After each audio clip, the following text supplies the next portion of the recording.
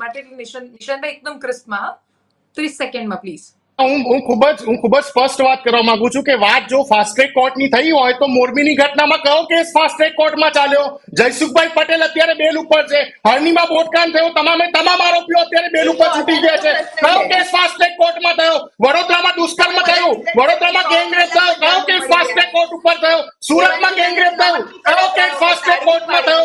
રાજકોટની દુર્ઘટના બની, અગ્નિકાંડ, કયો કેસ ફાસ્ટ ટ્રેક કોર્ટમાં તમે સજા આપી શક્યા? સાથે સાથે તમે શ્રદ્ધાબેન વચ્ચે નથી બોલ્યો, તમારી વચ્ચે નતો બોલ્યો. સાંભળી લો જરા, સાંભળી લો. હજી આગળ બોલો. તમારી જાણકારી દુરુસ્ત કરવા માંગુ છું શ્રદ્ધાબેન. તમારી જાણકારી તમે વાંચન કરવા વગર આવ્યા છો આ કેસમાં.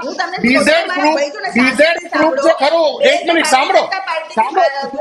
બેન સાંભળી લો, બેન સાંભળો.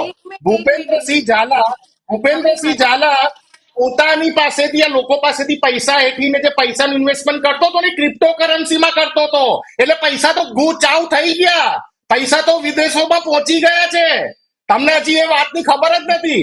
એ ક્રિપ્ટો કરન્સીમાં ઇન્વેસ્ટ કરતો હતો, લોકો પાસેથી પૈસા ઉઘરાઈને બિટકોઇનમાં ઇન્વેસ્ટ કરતો હતો. એટલે પૈસા તો ઓનલાઈન માધ્યમ દ્વારા ચાવ થઈ ગયા ગુજરાતની જનતાના. તમારે પાછા લાવવાના છે.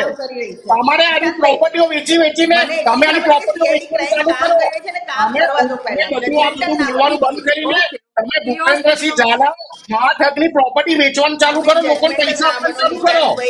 તો તમારે ખરેખર કઈ કરવું હોય 20,000 લોકો માટે તો પ્રોપર્ટી વેચીને પૈસા આપવાનું ચાલુ કરો. બાકી 6,000 કરોડ તો જતા રહ્યા બિટકોઇનના માધ્યમથી.